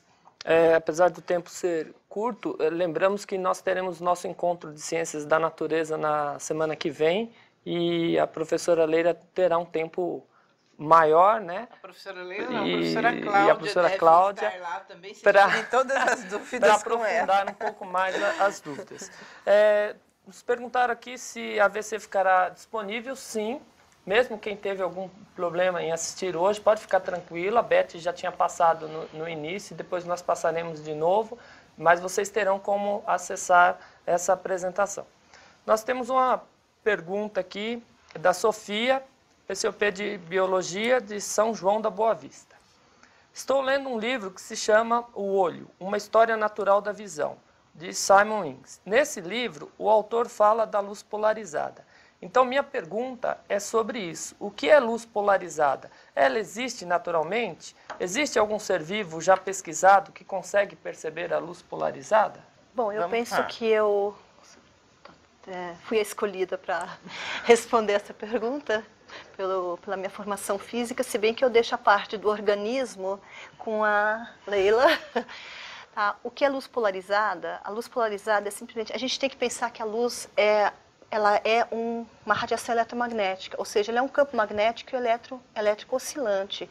E ele pode estar oscilando assim, pode estar oscilando assim, assim. Então eu tenho todas as possibilidades. Isso significa que se eu olhasse para esse vetorzinho do campo elétrico ou do campo magnético, eu veria um vetor que estaria oscilando assim para alguns raios, assim para outros raios, assim para outros raios. Imagine agora todo esse complexo aqui de todos esses campos, esses vetorzinhos dos campos, passando, por exemplo, por uma fenda. Eu coloco uma fenda aqui e deixo só aqueles passarem que estão com essa direção. E com isso eu vou estar filtrando e escolhendo apenas aqueles que estão, digamos assim, com a polarização nessa direção. Então, isso é possível, tem óculos que fazem isso, tem um efeito bem bonito, por exemplo, dá para você sair com lentes por aí, com óculos por aí, e observar o mundo sob efeito de uma lente de polarização, para você ver o que é uma luz polarizada e o que não é. Tem certos faróis de carros... De sol. Óculos de sol, desculpa. Tem certos faróis de carro que emitem justamente luz polarizada, e aí vai fazer com que essa luz bata, não chegue até a gente com toda essa amplidão, essa amplitude de possibilidades, que vai... Se o nosso vidro do carro for polarizado assim, e se o farol estiver emitindo uma luz que é polarizada assim, essa luz vai chegar no farol do carro, vai ser filtrada por esse vidro do carro com a polarização assim, e não vai cegar a gente à noite. Isso seria um exemplo. E a parte de ser vivo, se existe um ser vivo que consegue perceber a luz polarizada, olha, eu imagino que sim, porque a natureza não deixa nada barato, ela faz de tudo. Eu só não consigo, eu não consigo imaginar agora, eu já, se não me engano, eu já li a respeito disso, mas eu não consigo lembrar ou imaginar agora um exemplo disso, mas eu me comprometo até terça-feira no encontro em Serra Negra a pesquisar alguma coisa e levar para vocês. Olha, eu imagino que tenha, mesmo porque quando a gente estuda, só nos vertebrados, quando a gente estuda a visão, né, como a Cláudia falou, o mecanismo da visão, a gente percebe que alguns animais, eles têm o campo de visão diferente uns dos outros, né, uma classe da outra. Então a gente dá uma olhada, né, Cláudia, na terça-feira, se a Cláudia não puder ir, a gente conversa antes e a gente esclarece isso para vocês. Lembre de perguntar, porque senão eu vou acabar esquecendo, tá? Mais uma pergunta aqui, agora do professor Nilman, PCOP de Penápolis, inclusive ele mandou 2 vezes, né? Ele pergunta, o reflexo de um CD serve para observar os espectros? E depois, a reflexão da luz no CD permite o estudo do espectro? Bom, o CD, ele tem, todo mundo que já viu um desenho de um CD, ele já viu, ele tem várias ranhuras assim, e essas ranhuras, elas são muito próximas, elas são, se você principalmente tira essa camada protetora do CD, fica só aquele plástico com aquelas divisõezinhas, com aquelas ranhuras dentro daquele plástico. E essas ranhuras, elas estão próximas o suficientes para imitar um objeto que é usado justamente para fazer a separação da luz branca nas diversos componentes, que é a rede de difração, que vai utilizar o fenômeno da interferência. É o mesmo efeito do prisma. Tá? E, então, realmente tem, inclusive, numa das atividades... Citação de aprendizagem 5, um equipamento astronômico no caderno de física do 3º bimestre do 3º ano do ensino médio. Eu acredito, inclusive, que o Nilman deve estar bem familiarizado com essa situação de aprendizagem. Mas fica aí a dica para todos darem uma olhadinha nessa parte. Uma outra. A questão 4. Como as outras várias áreas do conhecimento são impactadas pelas descobertas da espectroscopia?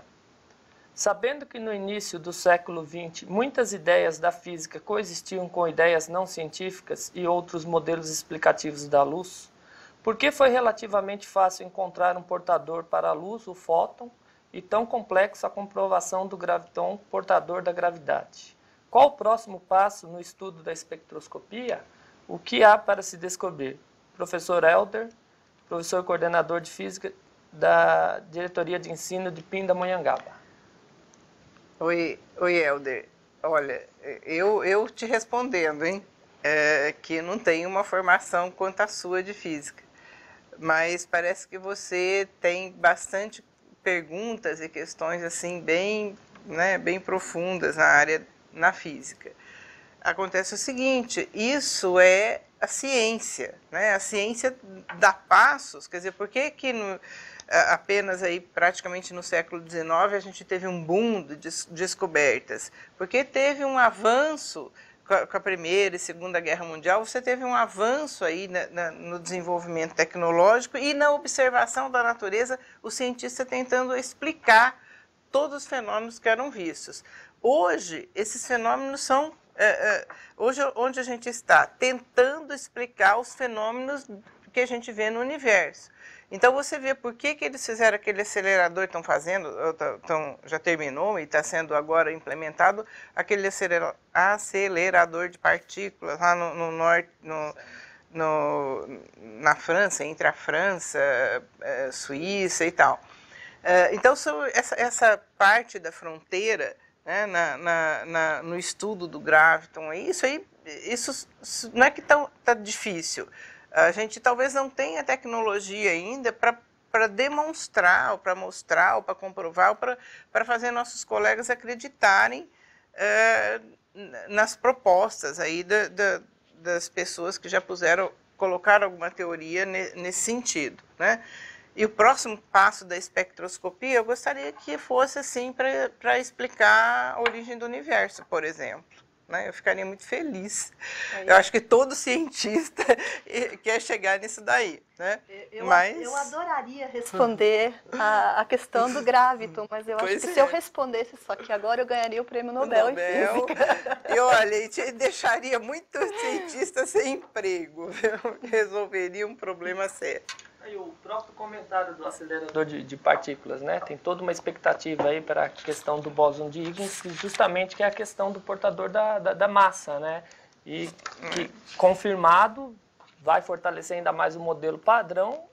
Por outro lado, se não for confirmado, nós podemos ter algumas alterações aí na questão de modelo mesmo, de construção de modelo na ciência, né? Então, essa não é uma pergunta fechada. E como eu sempre digo, senhor Helder, a hora de fazer o seu mestrado e doutorado, né? A própria história da ciência, ela também mostra pra gente, toda vez que o homem, toda vez que ele chega num impacto desse, em que ele não consegue mais explicar as coisas, poxa, a criação da mecânica quântica e da relatividade foi assim. Tinha a mecânica clássica e ela parou de explicar as coisas, começou a aparecer coisas controvérsias, começou a aparecer experimentos mostrando que tinha alguma coisa errada. E eu acho que talvez a gente esteja chegando num limite desses de novo. E que alguma coisa, alguma nova teoria vai surgir que vai englobar tudo isso que a gente já viu até agora. Mais uma questão aqui do Gustavo. Boa tarde a todos, muito legal a VC. Estou tendo uma aula que não tive no 2º grau sobre luz, que bom. A cada momento surge uma nova pergunta, então ele elencou algumas. Não consigo entender como o alimento é fonte de radiação ionizante. Reatores de lâmpadas fluorescentes ao lado da cama são danosas? Campos magnéticos também são formados por corrente elétrica, certo? Quanto mais aparelhos eletroeletrônicos tivermos em casa, maior o contato com campos magnéticos. E isso pode causar danos à saúde? Bom, nós vamos responder em dupla aqui. Cláudia, fale o que você Olha, a questão acha. do alimento, como é que um alimento pode ser uma fonte de radiação ionizante? Eu acho que um exemplo bem simples seria citar o famoso leite ninho que veio de Chernobyl, por exemplo. Tem situações em que um alimento pode ser contaminado por uma radiação ionizante, tá? E a gente está ingerindo esses alimentos. Tem certas regiões no Brasil, na Bahia, tem areia monazítica, areia radioativa, e isso pode provocar, em Poços de Caldas, por exemplo, é uma região de alto nível de radioatividade, e isso pode provocar contaminação de alimentos. Nossa água mineral, a maior parte da água mineral que a gente compra hoje em dia é radioativa, está escrito inclusive nela, radioativa na fonte. Tá? Então, tem inúmeras formas de você contaminar um alimento e com isso também está se contaminando. A questão é o quanto que isso vai prejudicar a gente. Coca-Cola faz mal, mas se a gente tomar Coca-Cola todo dia, é a mesma coisa a respeito da lâmpada ao lado da cama. Aquele reatorzinho, com certeza, ele é uma fonte de emissão de radiação ionizante. As nossas grandes quantidades de cabos de rede elétrica também são fontes de radiação, no caso não ionizante. Agora, no caso dos campos magnéticos e elétricos gerados pela corrente elétrica, a corrente elétrica ela tem 60 Hz, ela é de mais baixa frequência, ou seja, muito baixa energia. Leila, eu acho que eu acabei respondendo praticamente todas as tuas questões, me desculpa. Não, eu só queria enfatizar o seguinte, eu estava aqui combinando com o João, porque nós temos mais, assim, poucos minutinhos e tem algumas perguntas que a gente vai ter que deixar. Mas a Cláudia já respondeu essas da radiação ionizante. Eu só queria complementar o seguinte: eu fico o dia inteiro debaixo da luz ultravioleta na minha sala, né? Aqui também no estúdio, e vocês viram que eu sou mais branca impossível. Então eu passo protetor solar, porque senão eu já teve, né, casos de câncer de pele na minha família, eu tenho muito medo disso.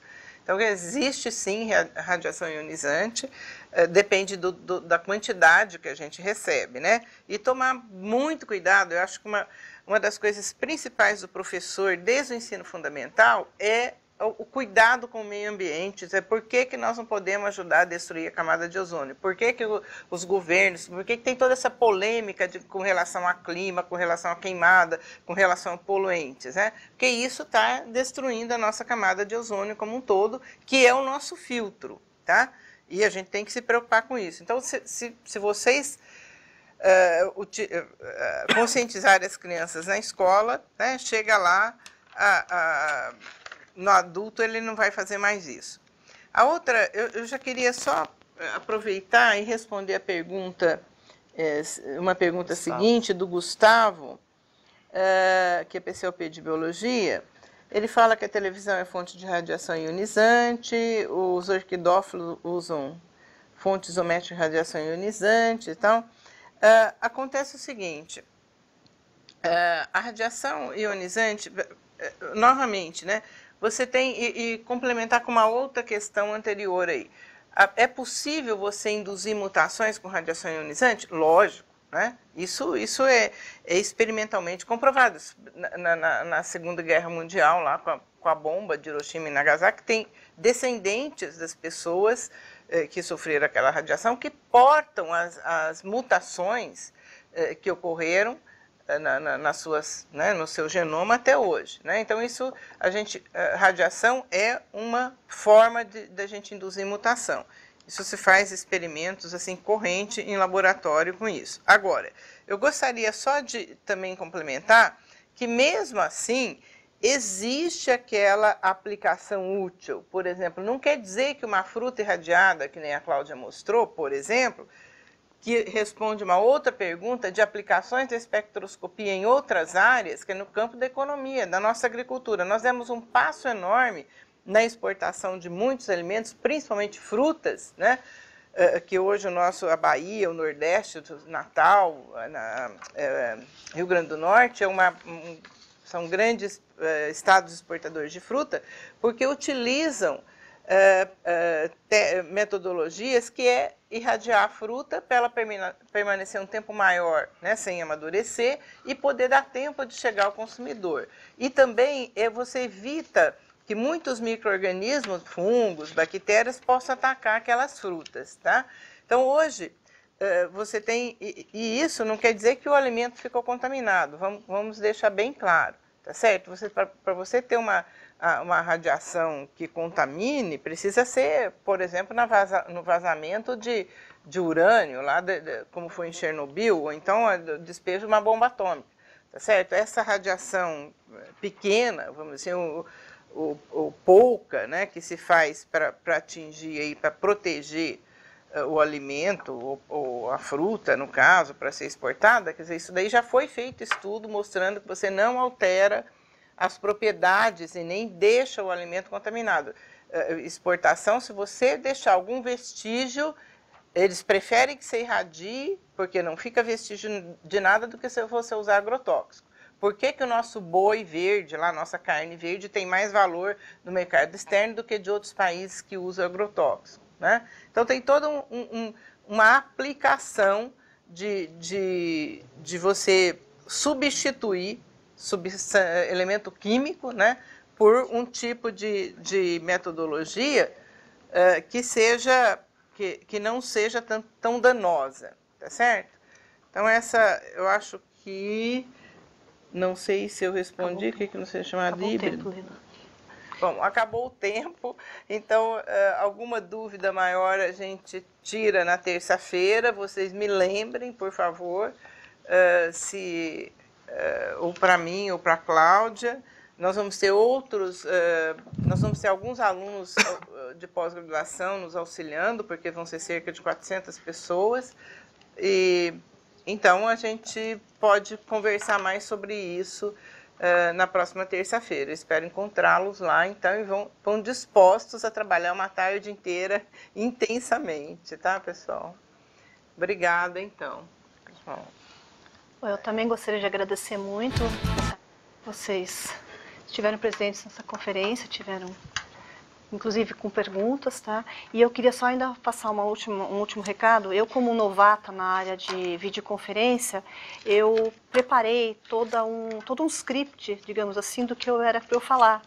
E esse script, tudo bem, agora no momento eu estou achando alguns erros de português, mas depois de corrigir esse script, eu vou colocar ele também à disposição na internet. Então, o pessoal que está tendo problemas também para assistir a videoconferência, ou então para talvez tenha deixado de falar alguma coisa, tenha deixado de ficar claro alguma coisa, vai ter acesso a esse meu script.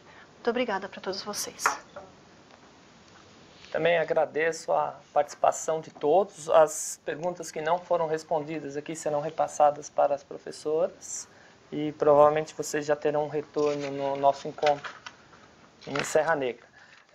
Deixo mais uma dica aqui também, que é o endereço do NUPIC, que possui o material do professor Maurício Petrocola, curso de dualidade onda-partícula. Essa parte de espectroscopia e dualidade da luz, ela é muito bem trabalhada lá.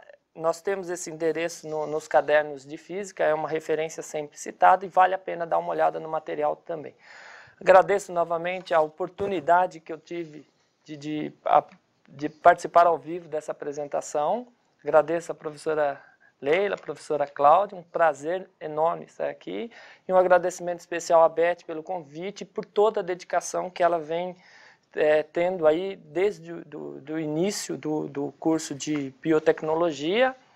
E agradeço também e parabenizo todos vocês pelo esforço do trabalho em conjunto e articulado, que é um dos grandes objetivos aqui da equipe técnica da SEMP.